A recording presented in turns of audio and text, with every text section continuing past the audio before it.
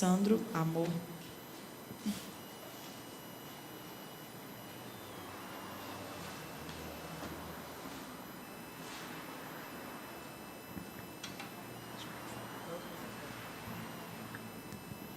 A paz do Senhor, irmãos, amém?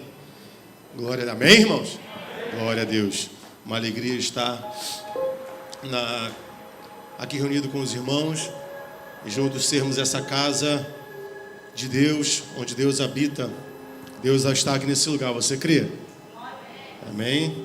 Se você não crê, eu vou te oferecer algumas verdades bíblicas para que você possa crer.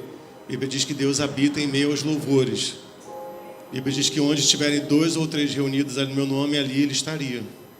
A Bíblia diz que na comunhão dos santos, Deus ordena a sua bênção. Deus está aqui, irmão. Isso é maravilhoso. É maravilhoso saber que nós estamos em um lugar onde a presença de Deus é real. É fato. É perceptível. E eu creio que Deus vai nos tocar nessa noite, tem nos tocado nessa noite, mesmo com todas as nossas imperfeições. E além de nos tocar, Ele também permite que também nós o toquemos. Assim como aquela mulher do fluxo de sangue. Ela ousou em tocar Jesus. Jesus poderia não tê-la permitido tocar. Como ele fez isso na ressurreição. Quando Maria chegou para tocar nele, ele falou assim, não me toque ainda. Não fui ao meu Pai. Mas aquela mulher suja, ele permitiu que tocasse nele. Jesus e seus propósitos. Jesus é a sua forma de agir. A presença de Deus está aqui. Que você, durante a ministração da palavra, além de ser tocado pelo Senhor, talvez você esteja com algo dentro da sua vida que precisa de uma transformação e de um movimentar pela palavra de Deus. Então peça, Senhor, permissão. Senhor, me permita tocar em Ti, porque eu sei que toda vez que eu tocar, toda vez que eu toco no Senhor, eu sou curado. Toda vez, irmão, quando nós nos chegamos com reverência, com temor, com amor ao Senhor, e nós o tocamos, nós somos curados. E o nosso desejo, eu digo nosso desejo, que eu falo que é o meu desejo, e eu creio também que é o desejo da parte de Deus, do Espírito Santo, é que as nossas vidas sejam tocadas nessa noite de uma forma integral. Eu preciso dar um recado para o pessoal que está nos ouvindo pela internet. Por quê? Porque eu sei que a pregação de hoje vai gerar uma certa revolta nas pessoas que ouvirem sem saber que a gente já está numa sequência. Porque nós já falamos a respeito para as mulheres. Então a pessoa pode, tipo assim, do nada assistir essa pregação e falar assim, esse cara é um machista. Né? Não falou nada para os homens, mas nós já tivemos o nosso momento aqui com os homens e agora nós estamos com as mulheres. Eu não vou falar que você pode achar essa pregação na internet, porque a outra pregação realmente se perdeu, porque houve uma falha, houve um problema no áudio, então, e aí não deu mesmo para salvar o culto. Eu inclusive até deletei o culto da página da igreja, que não dava para ouvir, era só barulho, a gente estava ainda incluindo o equipamento ali, e aí eu fico na expectativa, se eu for pregar em alguma outra igreja que o pastor confie de eu levar aquela mensagem, eu vou lá e prego, tá? E aí a gente coloca na internet. Amém, irmãos? Quero convidar você a se colocar de pé, vamos receber a palavra do Senhor. Abra sua palavra na primeira carta aos Coríntios, carta do apóstolo Paulo aos Coríntios, capítulo 11, versículo 1 ao 12. Prometo que hoje eu não vou fazer uma pregação tão aplicada ao cotidiano. Eu gosto de fazer, né, de trazer, assim, sempre trazer o texto para a nossa prática, porque a gente está com bastante bagagem de texto bíblico. Então, se eu for me delongar e dar exemplo, então aí vai acontecer que no finalzinho eu vou ficar correndo igual um desesperado. Aí não é legal. Então, hoje a gente vai fazer uma coisa bem expositiva mesmo ao texto bíblico, e aí eu vou deixar essa aplicação para que cada um faça na sua própria vida, segundo a sua realidade. Amém? A sua aplicação pode ser assim, opa, estou em dia, opa, preciso melhorar, opa, tem que nascer de novo. Tá? Existem várias formas que Deus pode tratar isso conosco. 1 Coríntios 11, do 1 ao 12, diz assim, sede meus imitadores, como também eu de Cristo. Eu louvo-vos, irmãos, porque em tudo vos lembrai de mim, e retendes os preceitos como vô-los entreguei. Mas quero que saibais, estou lendo esse texto certo? Estou, né? Mas quero que saibais que Cristo é a cabeça de todo homem, e o homem é a cabeça da mulher, e Deus a cabeça de Cristo. Todo homem que ora ou profetiza, tendo a cabeça coberta, desonra a sua própria cabeça. Mas toda mulher que ora ou profetiza com a cabeça descoberta, desonra a sua própria cabeça, porque é como se estivesse raspada. Portanto, se a mulher não se cobre com véu, tosquice também. Tosquear é cortar o cabelo, né? Tosquear parece coisa de ovelha. Mas se para a mulher é coisa indecente tosquear-se ou raspar-se, que ponha o véu. O homem, pois, não deve cobrir a cabeça, porque é a imagem e glória de Deus. Mas a mulher é a glória do homem, porque o homem não provém da mulher, mas a mulher do homem. Porque também o homem não foi criado por causa da mulher, mas a mulher por causa do homem. Portanto, a mulher deve ter sobre a cabeça sinal de poderio, por causa dos anjos.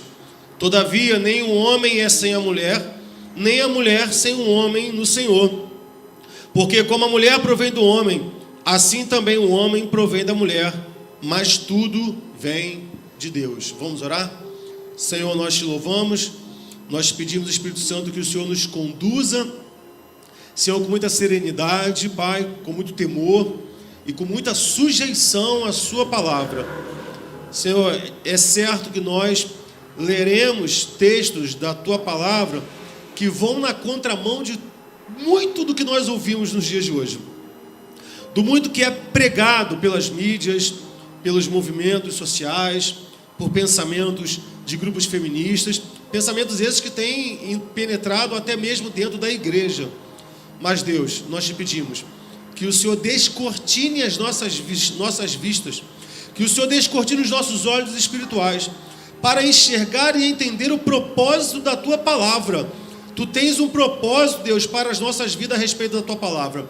Tu não jogaste palavra no vento, tu não nos entregaste palavra, Senhor, que não tivesse objetivo de edificação para a sua igreja. Por isso nós te pedimos nessa noite, edifica, Senhor, a tua igreja, edifica lares, edifica casamentos aqui neste lugar, e onde a nossa voz chegar, Pai, pela internet, em nome de Jesus, amém e amém. Você pode sentar? Amém, queridos? Em alguns momentos, o que a gente vai falar vai servir também para homem e para mulher, mas a maior parte dos textos estão endereçados à mulher. Bem, o que o apóstolo Paulo está dizendo aqui? A gente tem um ponto que ele está falando isso para Coríntios. A gente já estudamos aqui algumas vezes, eu ia falar que a gente cansa, mas não, que a igreja de Coríntios tinha uma característica diferenciada entre as outras igrejas. A igreja de Coríntios, a cidade de Coríntios era uma cidade portuária, onde chegavam muitas embarcações, como você vai ali no cais do porto, ou você chega numa rodoviária, e você sabe que geralmente em perto de rodoviárias, lugares que param muito caminhão ali na Dutra, já viu aqueles postos que para muito caminhão, geralmente tem pátios enormes, e que o posto até dá para o caminhoneiro tomar um banho, eles pernoitam ali. Geralmente nesses lugares há incidência de prostituição, inclusive prostituição infantil, e não era diferente na cidade de Coríntios. A cidade de Coríntios, por ser uma cidade portuária, era uma cidade com alta incidência de prostituição, por causa daqueles homens que ficavam muito tempo fora de casa e acabavam tendo esses relacionamentos espúrios. Então, daí nós entendemos do porquê do apóstolo Paulo direcionar-se apenas à igreja de Coríntios com a orientação de que a mulher não cortasse o cabelo, porque as prostitutas daquela época tinham as suas cabeças raspadas. E aí, para que as mulheres santas do Senhor não fossem confundidas com prostitutas ao andar nas ruas, para a preservação dessas mulheres, o apóstolo Paulo diz: olha, não corte o cabelo, para que vocês não passem por um momento de constrangimento, para que vocês não sejam assediadas, não tenham nenhum tipo de violência verbal, ou às vezes até violência física. E aí o apóstolo Paulo vai dizer o seguinte: o homem, ele é a glória da criação, porque o homem ele foi o primeiro a ser criado. O homem que diz aqui é gênero masculino mesmo. O homem é a glória da criação, porque Deus fez o homem. A mulher é a glória do homem. Dá a impressão que a gente fica sempre na questão da diminuição, mas quando eu digo que algo é a minha glória, eu devo entender que aquilo me honra. Aquilo me honra. Então, a mulher é a glória do homem. Aí o apóstolo Paulo vai dizer, ora, o homem não deve, ele vai dizer assim, diante do Senhor, pregar ou orar com a cabeça coberta. Eu sei que hoje a gente vive numa sociedade muito plural e culturalmente muito mutável. A gente tem igrejas aí bem abertas. A gente fala assim, a igreja de vocês é liberal? Eu, quando eu era mais novo, eu até achava que eu era um crente mais liberal. Mas conforme eu fui envelhecendo, eu estou até me enxergando bem conservador em alguns aspectos. Mas, por exemplo, nós estávamos tendo aula com o nosso professor de psicologia de religião, e ele é um professor, assim, ele fala umas coisas assim, né? Que a gente fica assim, meu Deus, ele é super... não vou dizer aberto, não. É contemporâneo, ele fala, não, a Bíblia não é a palavra de Deus, a Bíblia contém a palavra de Deus. É uma outra pegada, muito diferente. E é pastor, mas mesmo ele com toda aquela liberalidade, com toda a flexibilização de que ele acredita, por exemplo, ele não acredita na literalidade do Adão e Eva, várias coisas. E aí um colega meu da turma falou assim, pastor, e o que você acha de pessoas que vão para a igreja de boné, e fica no culto de boné, e o pastor que prega de boné, e canta de boné? Aí pergunta banal. Aí ele falou assim, bem, eu não quero nem responder isso a nível de santidade ou espiritualidade, porque pela educação a gente já aprende que você não fica num lugar com a cabeça coberta, onde esse lugar já é coberto. Não tem lógica, não tem sentido. Você está debaixo de um teto com um boné na cabeça. Isso aí é falta de decoro, é falta de educação. Isso são coisas da formalidade. Mas o apóstolo Paulo vai dizer assim, olha, o homem não deve... Isso aí a gente está falando para a cultura da época. Não deve pregar com a cabeça coberta. Já a mulher deve usar o véu. Eu falei, beleza, vai de véu. Ela não sai submissa, então ela vai se converter hoje. Ela botou o véu no ombro. Eu falei, bota na cabeça. Ela, vou botar não. E aí o apóstolo Paulo vai dizer assim, isso, olha que bonito. E o apóstolo Paulo vai dizer assim, se não quer usar o véu, então corta a cabeça. Não, corta a cabeça. Não, corta a cabeça é Alice no País das Maravilhas, né, com a Julia Roberts. Corta a cabeça. Não, corte o cabelo. Meu Deus, que extremo. Aí eu tô no Islã, que isso? Se não quer usar o véu, ele vai falar sobre raspar e vai falar sobre tosquear. O tosquear é aquela da ovelha, é de cortar, é de tirar as pontas. Por quê? Porque ele vai dizer assim, porque a mulher, por si só, já tem o seu cabelo, que é o seu véu. Então, se a mulher não quer se sujeitar a usar o véu, de acordo com que a natureza já lhe indica, então ela já demonstra uma posição de rebeldia. Ele vai dizer, então aproveita e corta o cabelo. Já que você não quer se sujeitar às regras da igreja, corta logo o cabelo. E aí ele vai dizer aqui uma coisa bem interessante. Ele vai dizer, porque a mulher deve ter sobre a tua cabeça sinal de poderio, por causa dos anjos. E essa afirmação aqui é uma afirmação muito interessante. Porque existem alguns textos na Bíblia, eu marquei 1 Coríntios 4:9, que vão dizer que nós somos observados não apenas por Deus, e não apenas pelas pessoas. Nós também somos observados pelos anjos. Os anjos nos observam, eles observam as ações da igreja. Inclusive a Bíblia diz que eles até aprendem, desenvolvem seu conhecimento através do trato com a igreja. Isso é muito interessante. E aí o apóstolo Paulo vai dizer que uma ação de rebeldia, ela vai ser exposta de uma forma tão avassaladora que isso impacta até mesmo os anjos. Em 1 Coríntios 4:9, ele vai falar do cuidado dele para que ele não peque, para que ele não sirva de mau testemunho, para que a sua vida não seja exposta como espetáculo ao mundo e espetáculo aos anjos. Então o apóstolo Paulo vai dizer que nós somos observados por anjos o tempo todo. E em relação a essa questão do quesito do poderio e da autoridade, apóstolo Paulo vai citar esse escândalo aos anjos, porque os anjos já meio que são marcados por um período, por uma cena de quebra de autoridade, que foi quando Satanás não aceitou o poderio do Senhor e se rebelou contra o Senhor. E é por isso que o apóstolo Paulo vai dizer assim, a mulher deve ter o sinal de poderio por causa dos anjos, porque os anjos já observaram essa cena antes, quando Satanás se levanta contra Deus para tentar tomar-lhe o trono. Então isso não escandalizava apenas as igrejas, mas uma quebra de autoridade também traz escândalo aos anjos. Isso é em vários aspectos. Quando, por exemplo, um filho desacata a sua mãe, isso traz escândalo aos anjos. Porque os anjos olham para aquela situação, ou o marido, ou a esposa do seu marido, ou o empregado, ou o seu patrão, os anjos ficam perplexos e dizem assim: eu já vi essa cena antes. E na mesma hora isso arremete os anjos a Satanás. Compreende? Tem um livrinho aí que acho que é do Caio Fábio. Acho que é do Caio Fábio. O nome do livro é Síndrome de Lúcifer. Acho que é do Caio Fábio, né? Que ele vai falar sobre isso. Muitos cristãos dentro da igreja sofrem dessa doença. Ela é uma síndrome. Pessoas que não conseguem se sujeitar. E não é só o marido. Não se sujeitam a pai, não se sujeitam a patrão, não se sujeitam a professor. Não se sujeitam. O irmão mais novo, ele perdeu o protocolo de autoridade. Ele não aceita a autoridade. E isso é muito conclamado pela mídia. Porque uma vez eu vendo o pastor Luciano Subirá, ele falou assim do filho dele: meu filho era um empreendedor. Ele já vendia, acho que era pipa, já ganhava o dinheiro dele. Ele falou assim: mas eu fiz ele parar de vender para ele trabalhar. E ele acordava cedo, e ele tinha que bater cartão não, chegar lá na hora. E o filho dele falou assim: pai, mas por que eu tenho que trabalhar se lá eu estou ganhando menos do que quando eu vendia pipa? Aí o pastor Luciano Subirá falou assim: mas eu quero que você aprenda o que é autoridade. Eu quero que você aprenda o que é ter responsabilidade com o teu horário. Eu quero que você aprenda o que é ter responsabilidade por outras pessoas da sua equipe. Eu quero que você aprenda que você não depende só de você, que você depende de outro. Eu quero que você aprenda que outras pessoas dependem de você. Existe muita coisa no aprendizado quando eu me sujeito à autoridade. Só que hoje a mídia vai colocando: não, que não é só a questão do dinheiro. É tudo aquilo que cerca.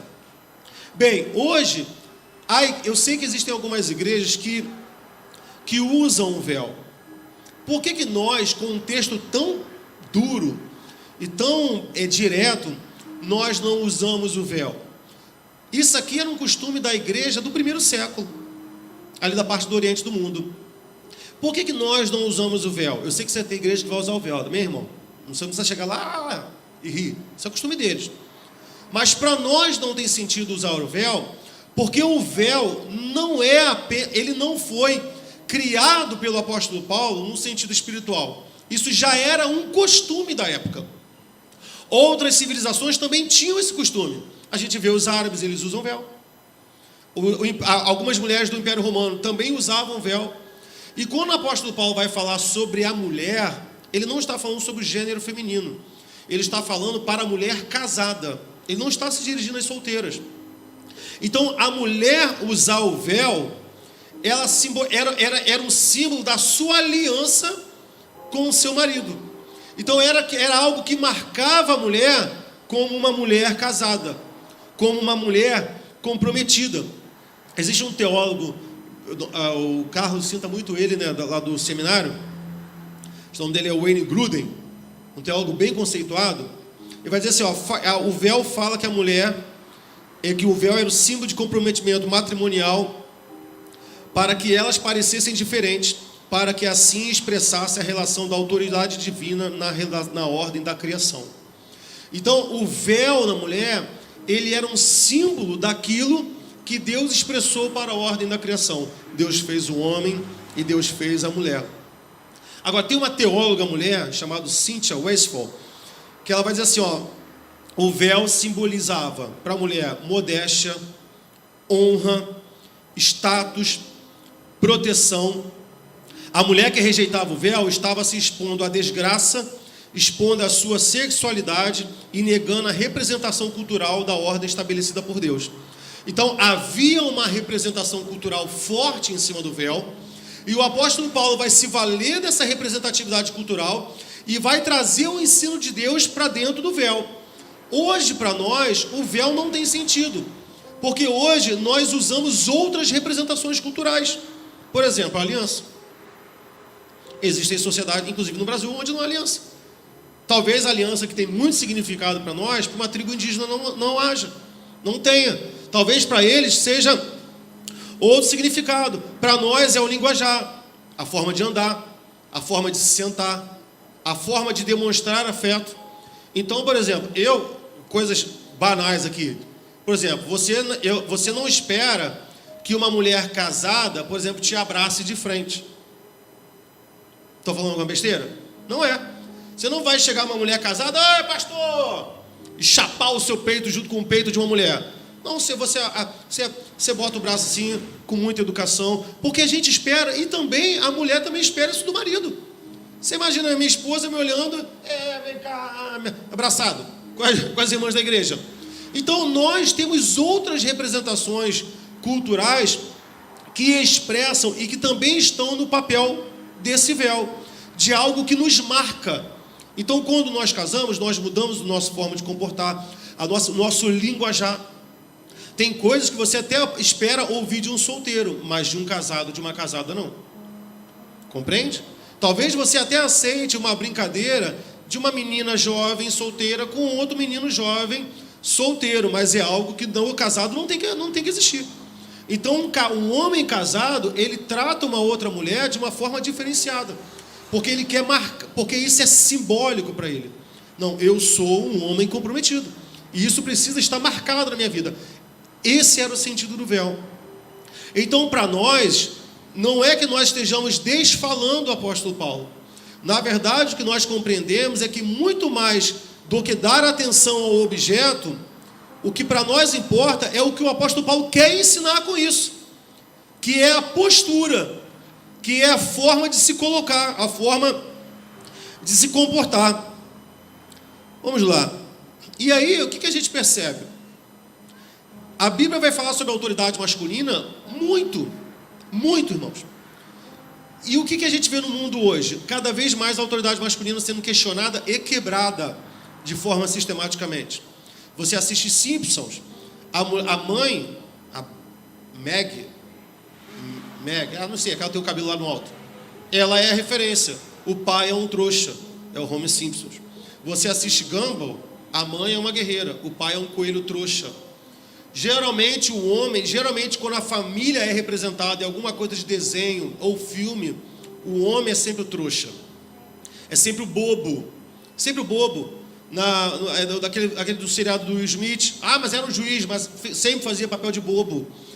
Eu a patroa e as crianças. A mulher era sempre a ponta, o homem era sempre o bobo. E isso aí não é à toa, não é porque é engraçado, é porque existe uma clara ação do príncipe deste mundo, que governa este mundo, porque a Bíblia diz que o mundo jaz no maligno, e quando eu digo que o mundo já está morto em Satanás, é porque o diabo está incutindo os valores. E quais são os valores do diabo? Deteriorar todos os padrões de valores de Deus. E quando Deus estabelece um homem como cabeça da sua casa, o que o diabo quer fazer? Ele quer destruir isso. Ele quer construir um homem, a figura de um homem que seja a figura de um homem patético. E assim, meus irmãos, e isso tem acontecido de forma muito, muito forte. E a igreja é prova disso. A igreja é prova disso. Marca um congresso de mulheres. Assim, marca um congresso de homens. Estou falando da nossa igreja não, qualquer igreja, qualquer segmento. Pentecostal, tradicional, neopentecostal, transcendental e os que forem inventados. Toda reunião de mulher é maior. A mulher, ela é mais persistente. Se quer sair da igreja? Sai da igreja. Vá para a porta do presídio. Vá para a porta do presídio um dia antes da visita. Você chega diante de um presídio, porque nós já passamos. Vai ali em Bangu, passe na noite no presídio masculino, na noite anterior ao dia da visita. É uma fila imensa de esposa, de filha, de mãe, dormindo no chão, para pegar número para visitar o seu esposo ou o seu filho. Passa na porta de um presídio feminino, uma noite ou no dia da visita. Você conta no dedo os homens que estão lá. Porque Satanás está destruindo a autoridade do homem. E isso tem penetrado de uma forma muito forte dentro das igrejas. 1 Pedro 3, de 1 a 6 vai dizer: semelhantemente vós, mulheres, sede sujeitas aos vossos maridos, para que também, se alguns não obedecem à palavra, pelo porte de suas mulheres sejam ganhas sem palavra. O que Pedro está falando? Você vai ganhar o seu marido pelo seu porte. Não é pelo seu muito falar. Não é pelo muito falar. Tá? Eu vou citar um exemplo, não vou envergonhar a Valéria, não. Mas o Gilson, quando conheceu a Valéria, o Gilson não estava na igreja, né, Gilson? O Gilson, ele já não é mais novo convertido, né? Porque essa parte já passou. Mas o Gilson se converteu aqui no Rio, não foi, Gilson? E aí a Valéria já era crente de muito tempo. E às vezes a mulher pode ficar com a expectativa: não, eu quero que meu marido seja um homem de Deus. E uma vez a Valéria assim, falou assim: então você pode dar uma olhada no meu computador que estava com problema? E aí, uma vez o Gilson perguntou assim, bem no início da caminhada, e falou assim: Sandra, eu não posso só querer entrar no céu? Eu não posso só querer entrar no céu? Eu não posso continuar lendo meu jornal? Eu tenho que ser tipo eu tenho que ser alguma coisa? Eu preciso ser alguma coisa? Eu posso ser só um crente que só vai entrar no céu? Eu falei: Gilson, pode, lembra, Gilson? Você falava isso? E aí, quando eu mexi no computador da Valéria, eu achei umas 3 apostilas lá: como ser um homem de Deus, como ser um sacerdote da casa do Senhor, como ser o quê? E aí a Valéria buscando materiais para tentar incutir isso no Gilson. Eu lembro que eu falei assim: Valéria, a coisa não é assim. Não é dessa forma. Às vezes para alguns funciona. Apóstolo Pedro vai dizer que a mulher ganha muito mais o homem no portar, na parte de se comportar, do que no pregar, do que no ficar falando, do que dizer, você tem que ser assim, ó, o pastor falando, não é assim. A orientação não é essa. A orientação é que a mulher ganha o seu marido na forma de se comportar, inclusive mostrando as suas inconformidades e as suas discordâncias. Não é que você tem que ser anulada, não é isso. Mas você pode, lá mais na frente a gente vai falar sobre isso. Ele vai dizer: considerando a vossa vida casta em temor, o enfeite delas, depois nós vamos voltar nesse texto, o enfeite delas não seja o exterior, o frisado dos cabelos, no uso de joias de ouro, e nem nos seus vestidos, mas o homem coberto no coração, no incorruptível, traje um espírito manso e quieto, que é precioso diante de Deus. Porque assim se adornavam também antigamente as santas mulheres que esperavam em Deus e estavam sujeitas aos seus próprios maridos, como Sara obedecia a Abraão, chamando ele de Senhor. Sara chamava o seu marido de Senhor. Eu sei que para a mulher está ouvindo isso, mesmo você que é crente, né? Você que é serva do Senhor, às vezes você está assim: ah, tá, que eu vou chamar meu marido de Senhor. Tá bom. Mas é o que a Bíblia diz. E depois a gente vai tentar compreender. Se você quiser sair daqui chamando o seu marido de Senhor, tudo bem. Mas primeiro a gente precisa entender. O marido vai gostar, Marcelina? Poxa, claro. Vamos lá. Então, queridos, o que reforça muito essa ascensão da mulher, inclusive dentro da igreja? Porque geralmente na igreja a gente tem 2 tipos de homens. Parece que eu estou pregando para o homem, mas eu já vou entrar na mulher, só preciso explicar. A gente vai ter um homem que é um banana, e a gente vai ter um homem que é um autoritário, que às vezes não é banana, mas é autoritário. Para o banana, eu separei um texto bíblico, que está em Juízes 4, de 1 ao 9, que é um carinha chamado Baraque. Baraque tem a declaração, e Baraque não é marido de Débora, tá? Na época não existia homens para julgar o povo de Deus. Deus levanta Débora como juíza. O negócio já estava ruim. Porque já era uma época onde era bem machista, onde a mulher nem era contada.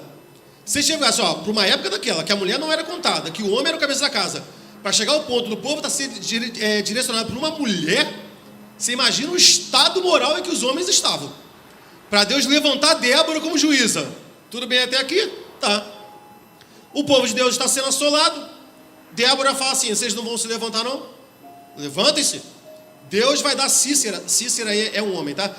Não parece nome de mulher. Deus vai entregar Cícera na mão de vocês. Aí Baraque faz uma declaração para Débora. Que é uma declaração, tipo assim, no mínimo um safanone tinha que ganhar. Olha a declaração que Baraque faz para Débora. Então disse Baraque: se fores comigo, irei. Porém, se não fores comigo, não irei. Parece que é uma coisa bonita, né? Parece uma coisa bonita. Tipo o Eduardo falando para Fernando: se você for, eu vou, mas se você não for, eu não vou. Só que o que a gente não pode esquecer é que o lugar que eles estavam indo era um campo de batalha. Era uma guerra. Um homem vira para uma mulher e fala assim: eu só vou para a guerra se você for comigo. Mas que isso, gente? Mas que loucura é essa? Não está indo para o shopping, não é para um passeio, que o marido fala assim: não, tem esse passeio, você não está bem não. Então se você não for, eu não vou. Não, amor, olha só, eu só vou para a guerra jogar bomba e dar espadada nos outros se você for. E o pior é que Débora vai. E o pior é que realmente ele estava falando sério. Ele não iria se Débora não fosse. E aí Débora fala para ele. Então, Débora diz: certamente irei contigo, porém, não será tua a honra da jornada que empreenderes, pois a mão de uma mulher o Senhor venderá a Cícera. Baraque era um bananinha, né? Às vezes a gente vê essas mulheres que se destacam muito, e às vezes a culpa nem é dela, é porque o homem é um baraque mesmo. E aí quando você tem um marido que o homem é um baraque, meu irmão, geralmente o que vai acontecer é que essa mulher vai virar uma Débora, porque alguém tem que tomar conta, porque senão o negócio desanda. Mas não é o padrão estipulado por Deus. E aí a gente tem um outro extremo, que é o autoritário. Está em 1 Samuel 25, do 1 ao 38. Eu não vou ler o texto, mas vocês já devem conhecer o texto, que é do marido de Abigail. Qual é o nome desse homem? Nabal. A Bíblia vai dizer que Davi e seus homens estavam em batalha, em campo, sempre passaram pelas terras de Nabal, nunca fizeram nada contra Nabal, nunca tiraram nada dele. Só que num determinado momento, Davi manda um dos seus moços e fala assim: fala para Nabal para ajudar a gente, o pessoal está com fome, está com sede. E eles vão até Nabal. Nabal estava tosquiando as ovelhas. E ele fala assim: olha, Davi, a gente sabe que Davi era sanguinário, ele nem construiu o templo, Davi era homem de guerra, Davi era nervoso, Davi tinha um temperamento assim, complicado, irmão. Lembra daquele episódio que o cara chega assim: matei Saul. Davi o quê? Pá, morre. Davi era um cara simples, sabe? Resolvia fácil. Aí ele chega e Nabal diz assim: olha, fala para Davi que eu nem conheço ele. Nunca ouvi. Como que nunca ouviu sobre Davi? Como que nunca ouviu sobre Davi? Diante de tudo que Davi tinha feito. Aquele rapaz vai voltar. Ele já deve estar voltando. Se vai morrer. Ele já deve ter descido para Davi já com esse pensamento. Vai morrer. E ele chega e conta isso para Davi.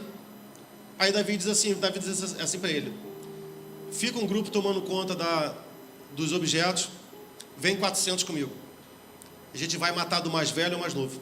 Não vai ficar nem homem, nem mulher e nem criança. A gente vai exterminar essa casa inteira. E Davi vai com esse intento. Quem é esse cara? Como é que ele fala isso para mim? Só que a Bíblia vai dizer que um jovem corre para a mulher de Nabal e chega assim: minha senhora, os homens de Davi falaram isso para o seu esposo, mas seu marido não ouve. Ele falou isso para Davi: vai morrer todo mundo. E aí a Bíblia vai dizer que aquela mulher corre até Davi e pede perdão pelo seu marido. E aí Davi se compadece dela e abandona o seu plano de exterminar aquela casa. Naquela noite Nabal vai tomar um porre,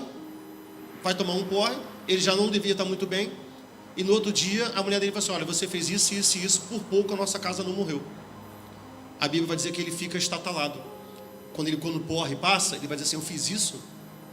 Fez. Depois de alguns dias Nabal morre. Então a gente tem esses dois extremos, um que é muito omisso e um outro marido que é muito autoritário. A questão é que o autoritarismo, ele não tem nada a ver com a autoridade. Quando a gente fala sobre autoridade, o que vem na nossa mente é sempre a questão de autoritarismo. Mas para a Bíblia, a autoridade no casamento atenta para uma ordem que Deus estabeleceu. Deus estabeleceu uma ordem para o casamento e ele elegeu o casamento para expressar o relacionamento dele com a igreja. Então o casamento, ele não é um propósito meu, ele não é uma invenção minha, Deus elegeu o casamento para mostrar para o mundo a forma que ele se relaciona com a sua igreja. Efésios 5, 28 ao 33 vai dizer: assim devem amar os maridos as suas próprias mulheres como as seus próprios corpos. Quem ama a sua mulher ama-se a si mesmo, porque nunca ninguém odiou a sua própria carne. Antes a alimenta e sustenta, como também o Senhor a igreja. Veja que o apóstolo Paulo está fazendo comparações constantes. Olha, você vai fazer isso com a sua mulher, porque é assim que Deus faz com a igreja. Você vai fazer isso com a sua esposa, porque é assim que Deus faz com a igreja. Você vai amar assim a sua mulher, porque é assim que Deus ama a igreja. E continuando: porque somos membros do seu corpo, da sua carne e dos seus ossos. Lembra lá de Adão? Quando Adão vai dizer assim: olha, essa é o osso dos meus ossos. Deus poderia ter feito Adão e Eva, os dois do barro. Deus poderia ter feito os dois iguais, mas não fez. Ele fez primeiro Adão, para em Adão mostrar, inclusive, a entrada do pecado no mundo, para lá na frente dizer, assim como por um Adão o pecado entrou, por um Adão perfeito o pecado sairá. Então Deus já fez o homem para simbolizar o ministério caído da humanidade, e também fez a mulher para simbolizar o trato dele com a igreja.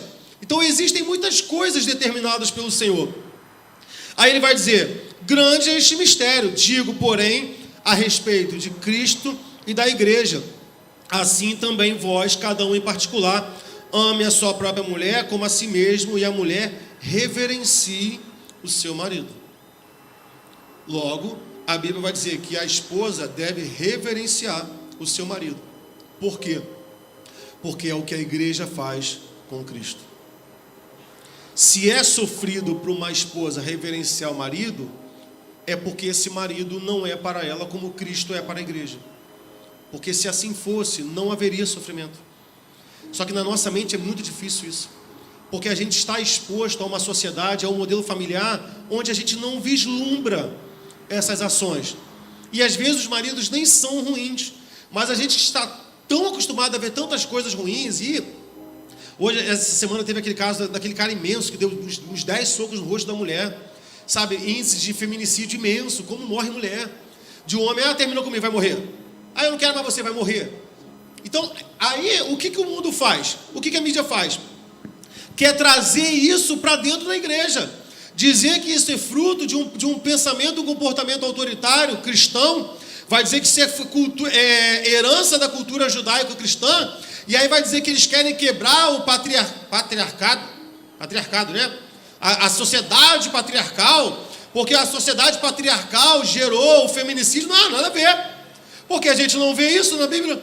A gente não vê Abraão sacudindo Sara, a gente não vê Jacó batendo na mulher, a gente não vê José batendo na mulher, a gente não vê nenhum marido batendo na mulher na Bíblia.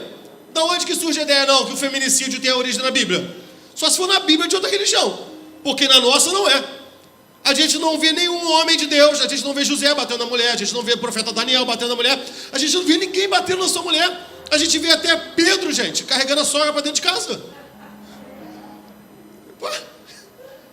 É ou não é, gente? Aí vai querer dizer que o machismo é fruto? Não, o machismo é fruto de uma sociedade doente que se afastou das verdades bíblicas. E que, infelizmente, a gente percebe que isso lateja muito em lares conservadores e também cristãos. Bem, vamos continuar. Então, eu gostaria de fazer um adendo que, se Deus fez o homem diferente da mulher, e se Deus elegeu o casamento em fazê-los diferente para expressar a relação de Cristo com a igreja, inclusive pela questão da autoridade, e que o marido tenha autoridade sobre a sua esposa, aqui eu não vou desenvolver esse assunto, mas aqui de cara já torna incoerente qualquer tipo de formulação ou de ideia de uma igreja inclusiva. Não é, o que importa é o amor. Não é o amor. O que importa não é o amor, porque eu amo os meus cachorros, mas eu não vou me casar com eles. Compreende? Eu amo a minha casa, mas eu não vou me casar com ela. Que história é essa que importa é o amor? Não. Existe um propósito de Deus. Deus fez o homem e fez a mulher. Uma união igualitária na questão do gênero não reflete o propósito da criação divina em autoridade e em sujeição, em submissão. Por quê? Porque ali existem dois iguais. E Deus não fez o casamento para dois iguais. Deus fez o casamento para dois diferentes. Para que o marido fosse a pontuação do que Cristo é, para que a esposa fosse a pontuação daquilo que a igreja é. Não existe um casamento de dois Cristos e nem de duas igrejas. O casamento foi eleito por Deus para refletir a sua ordem criadora e o seu propósito sobre nós. Bem, vamos lá. No versículo 11, versículo 12 do capítulo de Coríntios que a gente leu, ele vai dizer assim, todavia nenhum homem é sem a mulher, nem a mulher sem o homem no Senhor. Você vê que ele está vindo de um texto muito pesado. Ele vai dizer, olha, o homem é a glória de Deus, a mulher é a glória do homem. A mulher não foi feita por causa do homem, né? O homem não foi feito por causa da mulher, a mulher foi feita por causa do homem. Mas no final do capítulo ele vai dizer assim, olha, mas ponderem. Ele vai estabelecer os padrões de autoridade, mas ele diz, olha, ponderem. Porque, todavia, nem o homem é sem a mulher, e nem a mulher é sem o homem. Aí ele vai dizer, no Senhor. No mundo, pode ser que seja, em Deus não. Ele vai dizer, no Senhor. Versículo 12. Porque como a mulher provém do homem, assim também o homem provém da mulher, mas tudo vem de Deus. E aí o que ele vai dizer? Primeiro ele está falando da criação. Olha, foi a mulher que veio do homem, não foi o homem que veio da mulher. No início do capítulo ele vai falar sobre como Deus fez a proposta. Primeiro Deus criou o homem, inegável. Mas ele vai dizer que depois, ele vai dizer, mas vamos ponderar, porque agora é cíclico. Agora, tanto a mulher vem do homem, como o homem vem da mulher, por causa da questão da procriação. Essa semana eu vi uma charge na internet, dizendo assim, o homem fez o avião, o homem fez isso, o homem fez isso, várias invenções, o homem fez isso, o homem fez isso, e a mulher o que fez? Aí alguém respondeu assim, então, sua anta, a mulher fez todos esses homens que fizeram tudo isso.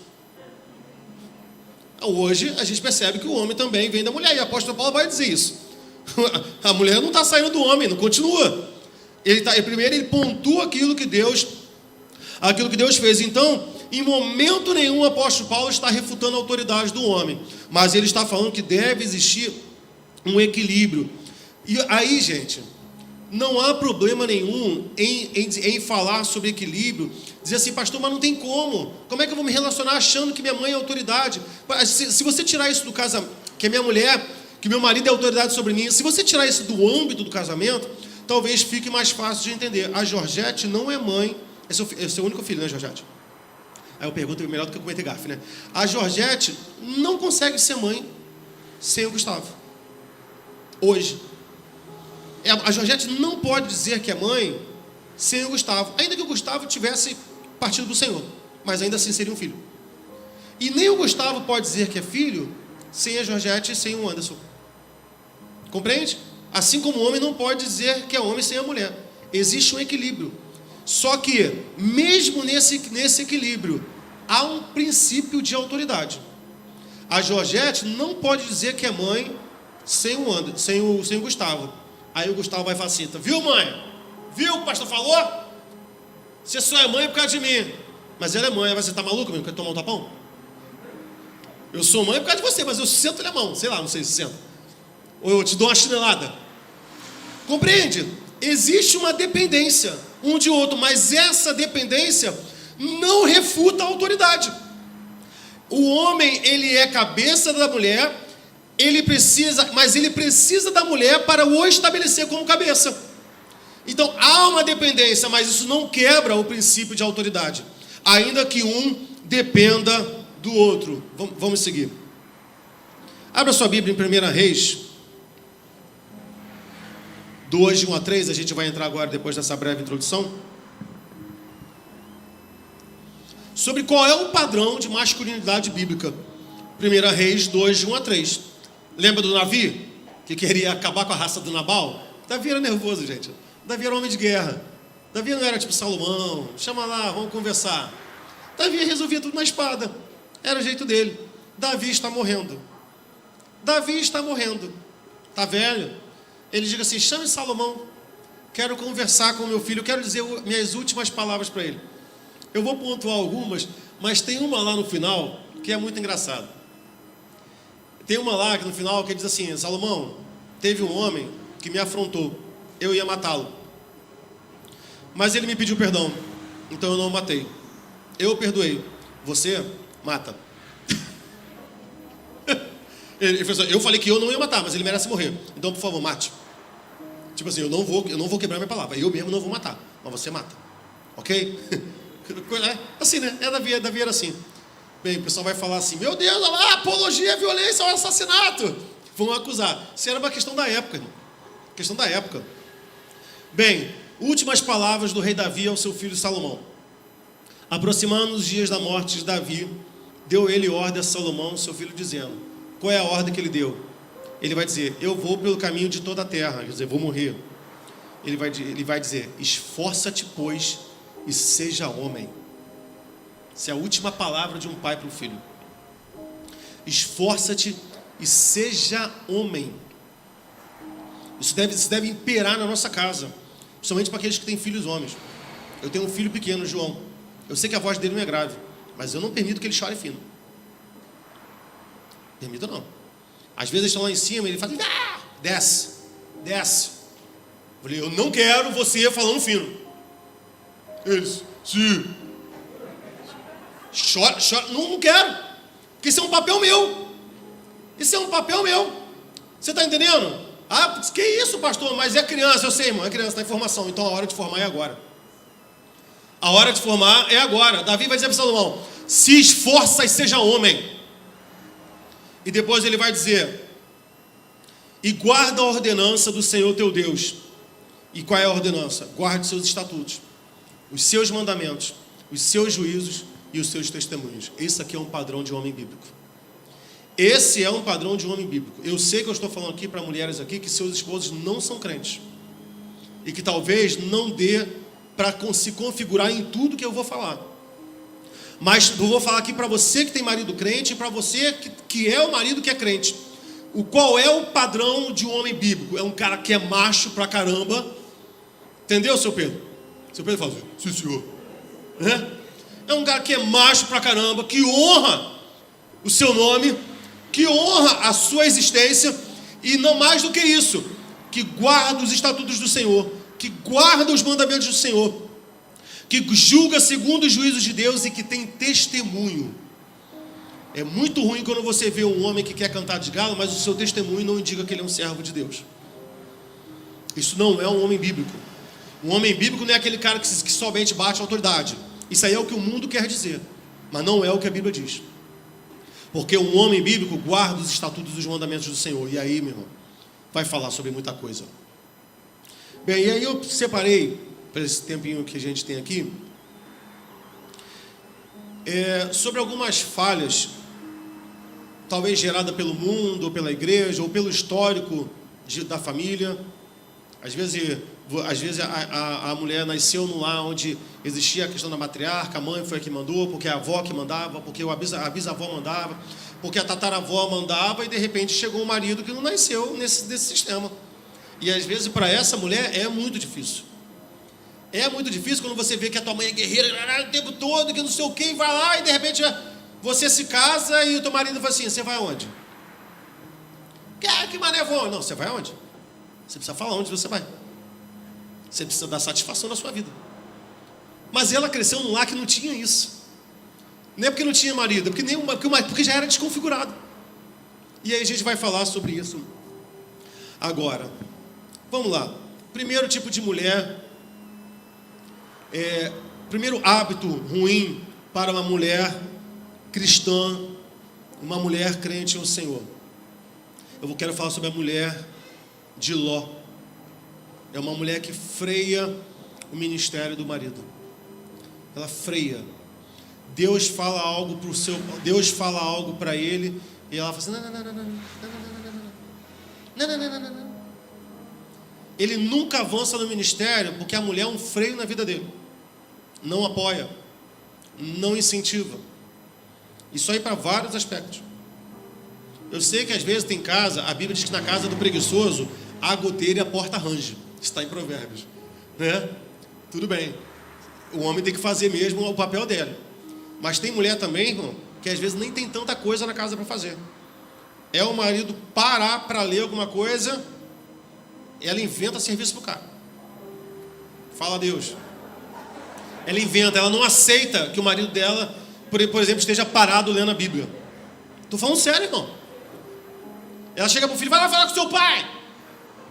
Compreende? Eu não estou falando que só de ser pastor, não.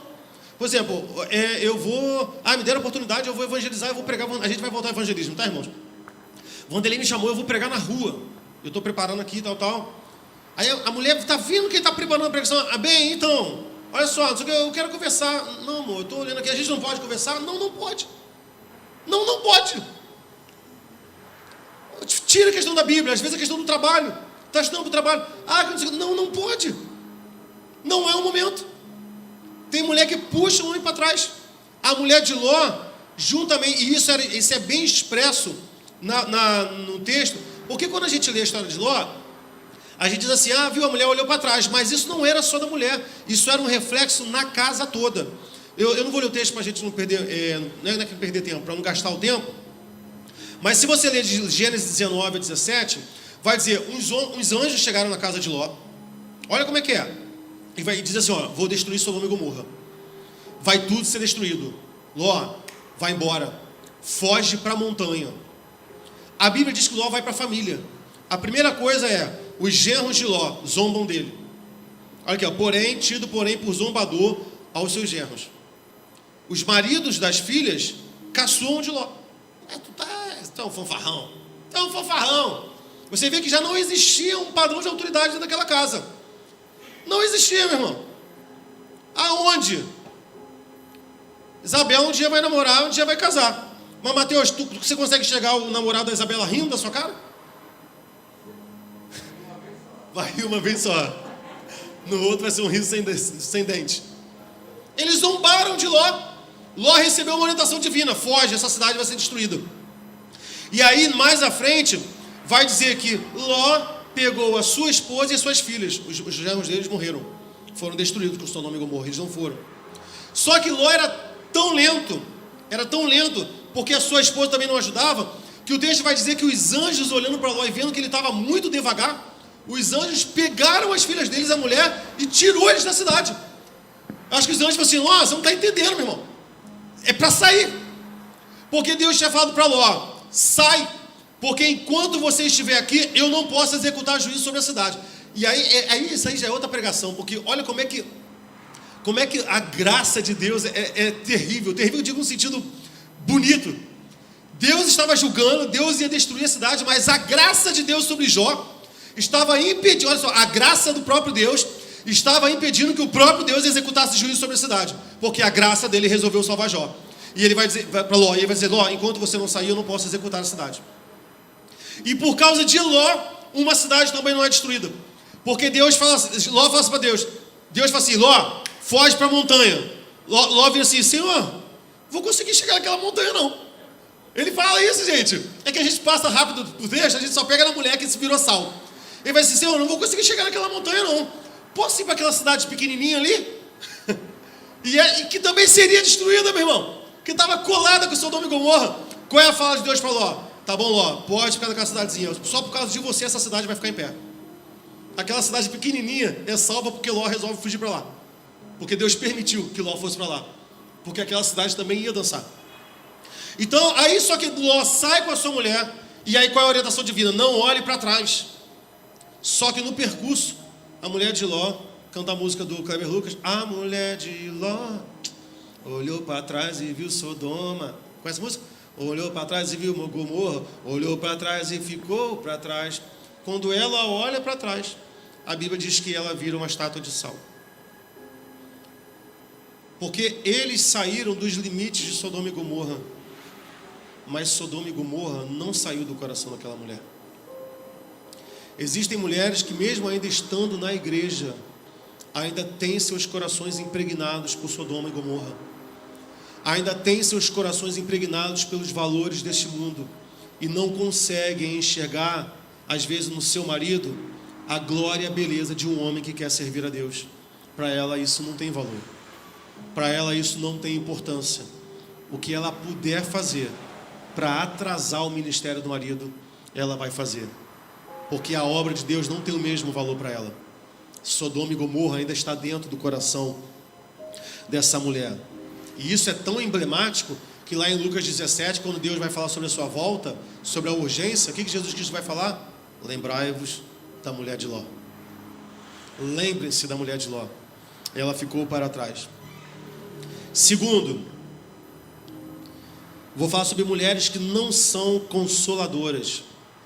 Está em Jó 2, versículo 7 ao versículo 10. Jó está coçando as suas feridas com telha, com cacos de telha. Jó passa por uma sequência de desastres terríveis. Você lembra do texto? Jó, deu um troço lá na tua fazenda, morreu todos os animais. Não, a plantação toda foi queimada. Ele, sério? Sério. Aí chega um outro emissário. Jó, deu um negócio lá na tua fazenda, entraram os homens lá, mataram todos os seus filhos. Ele, sério? Sério. Ele foi perdendo uma coisa atrás da outra. E o diabo pedindo ali, permissão a Deus. E aí Deus permite que o diabo toque na saúde de Jó. E aí a Bíblia diz que Jó já está decadente. O que a mulher dele fala assim? Jó, tu ainda teme a esse Deus? Você ainda teme a esse Deus? Amaldiçoa esse teu Deus e morre. Ela em momento algum se propôs ser consolo para Jó. Existem momentos, minhas irmãs, vou falar para vocês aqui, que apesar da Bíblia colocar o homem como cabeça, o homem não é de ferro. Tem o Clark, né? Mas a gente não é. E Deus nem espera que a gente seja. Só que vão existir momentos de baixas emocionais na vida do seu esposo e do seu marido. De problemas de enfermidade, às vezes risco de um desemprego. E talvez ele tenha uma baixa emocional em que ele precisa do consolo, do teu consolo. E às vezes o homem chega para uma mulher mal e quer ouvir uma palavra de consolo. E essa mulher vai lá e tripudia do seu marido. Vai ficar chorando igual a menininha. Nem parece que é homem. Teu marido nunca mais vai se abrir com você. Porque a partir do momento que o marido é humilhado pela sua própria mulher, esse marido nunca mais volta nessa mulher. Porque ela usou de um momento de fraqueza dele para humilhá-lo. E não para ser conforto para ele. E não para consolá-lo. Terceiro ponto. Mulheres controladoras levam seus maridos à destruição. E é claro que aqui a gente vai falar sobre quem na Bíblia? Começa com Zé, com Gé e termina com Zabel. Quem é? Vocês são inteligentes pra caramba, tá vendo? Jezabel. O rei Acabe, irmão, era um homem que se deixou controlar por Jezabel. Eu separei alguns versículos aqui, de 1 Reis capítulo 21. Vai dizer, eu já preguei sobre isso lá em Caxias, sobre Nabote. Acabe quer uma vinha, Nabote não vende a vinha para ele. Acabe era rei de Israel. E aí, que na época era dividido Israel e Judá, né? Tanto que na época o rei de Judá era Jeosafá. E aí, Acabe chega desgostoso e Jezabel fala assim: que foi, bem? Por que você está triste, bem? Ele, Nabote não me vendeu a vinha. Aí a mulher dele fala assim: fica assim não, bem. Tu é rei ou tu não é? Olha isso. Fica tranquilo, aquela vinha vai ser sua. Jezabel trama a morte de Nabote. Nabote é morto por apedrejamento. Ela chega para Acabe e fala assim: bem, fica feliz, a vinha é sua. Só que há uma queixa de Deus em relação a Acabe, porque mesmo sendo Jezabel fora do povo, Acabe era do povo de Deus. Ele pertencia à linhagem do povo de Deus. Só que ele é controlado por sua mulher. 1 Reis 21, 19 vai dizer: falar-lhe-ás dizendo, assim diz o Senhor, porventura não mataste e tomaste a herança? Far-lhe-ás mais, dizendo assim o Senhor: no lugar em que os cães lamberam o sangue de Nabote, lamberão também o seu próprio sangue. 1 Reis 21, 25. Porque ninguém fora como Acabe, que se vendera para fazer o que era mal aos olhos do Senhor, porque Jezabel o incitava. Olha isso. Ele vai dizer assim: não houve um rei que fosse tão controlado pela sua mulher como Acabe foi. E Acabe era tão frouxo, ele era tão frouxo, que quando ele vai para a guerra junto com Jeosafá, e mesmo ele sendo rei, ele fica com medo de ser atingido, porque geralmente o alvo é o rei, não é verdade? Ele bota a roupa de um soldado. Não vou de rei não, eu vou de soldado, que aí ninguém fica sabendo que eu sou o rei. Chega no momento da batalha em que as pessoas olham para Jeosafá e acham que ele é o rei de Israel. E eles vão dizer assim: não, a gente quer matar o rei de Israel. Quando eles vão para cima de Jeosafá, Jeosafá grita: sou eu não. E aqueles homens falam assim: ele não é o rei de Israel, é Jeosafá, a gente quer Acabe. Só que olha como é que Deus executa os seus juízos contra aquilo que ele não aprova. A Bíblia diz que quando aqueles soldados veem que é Jeosafá e não é Acabe, eles se recolhem, eles recuam, e a Bíblia vai dizer que um soldado do nada resolve dar um tiro de flecha, né? Poxa, não é Acabe. Tá doido para matar Acabe. Ele, do nada, ele tira uma flecha, faz assim, ó, tipo de costas. Pô, a Bíblia diz que ele lança uma flecha ao ermo, tipo sem direção. Eu já vi para dar. Sabe aquela coisa, tipo, você já vi? Quem já foi em paintball aqui? Já viu quando o jogo acaba? Tu tá cheio de bolinha? Pá. Foi o que aquele soldado fez. Já vim com a flecha mesmo, vou dar. A Bíblia diz que aquela flecha entra no meio da fivela da roupa de Acabe, e Acabe morre. Aquela flecha encontra Acabe escondido onde ele estava, fantasiado de soldado, e Acabe morre, porque Deus reprova a postura dele de ser controlado pela sua mulher. O homem foi colocado para ser cabeça da sua casa. Acabe era rei, ele deveria estar no controle, ele deveria ter os princípios divinos. Quarto lugar, mulheres briguentas fazem com que seus maridos prefiram a solidão e o isolamento. Amém, irmãs? Para de brigar, irmão. Pelo amor de Deus. Tem hora que parece que quer. Eu sei que tem hora que o marido está mandado, mas eu já preguei sobre o marido, então segura a onda aí. Já preguei. Tem hora que você chega assim, sabe aquela hora que tu olha assim para a pessoa e fala assim, você não está sozinha. Você não está não. Aquele olho agitado, a pupila agitada assim, ó. Procurando, meu irmão. Tu já fica assim, cara, o que eu faço? O que eu faço? O pastor Fernando, meu cunhado, uma vez lá nos estresse com a minha irmã, que minha irmã é meio neurótica, né? Minha irmã postou assim, presente de dia das crianças dos meus filhos, meu sobrinho, que toca teclado aqui, o Gabriel Samuel. Ela postou um vídeo daquele aspirador que fica batendo pra lá e pra cá, sozinho, parece um robozinho. Aí eu falei, pô, que zoeira, minha irmã deu um aspirador pros filhos. Eu falei, Gabriel, pô, tua mãe te deu um aspirador. Tio, eu adorei. Eu falei, sério? Ele, tio, eu aspiro aquela casa dia sim, dia não. A casa é aspirada todo dia. Eu só não aspiro todo dia porque eu tenho um irmão, porque no dia não é o Samuel. Eu adorei. Eu deixo aquilo azul, pá, batendo. Então assim, eu tenho uma irmã que é neurótica com o negócio de limpeza. Quando a gente era criança, né, Kelly? Ela dormia no chão para não desarrumar a cama, gente. Foi coisa dela, fazer o quê? Não vai entender. Com a nossa casa tinha 3 quartos, irmão. Éramos 5. Eu sei que a novela éramos 6. 3. Éramos 5. Meu pai e minha mãe, nós 3. Eu, Kelly e Kézia. Certo? Como é que você organiza essa casa? Pai e mãe num quarto, as 2 filhas num quarto, e solta o menino que é homem no outro quarto. Não era não, irmão. Era meu pai e minha mãe num quarto, eu e Kelly num quarto, e a Kézia sozinha no outro. Porque era difícil, meu irmão. Como é que você convive com uma pessoa que dorme no chão para não desarrumar a cama? Aí teve um dia que o Fernando estava nervoso. Eu falei assim, Fernando, tá nervoso por quê? Cara, olha, eu chego em casa assim, eu não sei o que eu faço. Porque eu tenho um tapete que não pode pisar, um sofá que não pode sentar e uma cama que não pode deitar. Então eu tenho uma... Ai, meu Deus do céu. Eu ria, eu falei, meu Deus.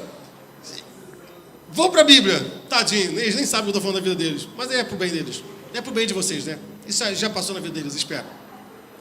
Provérbios 21, versículo 9. É da família, a gente pode falar, né?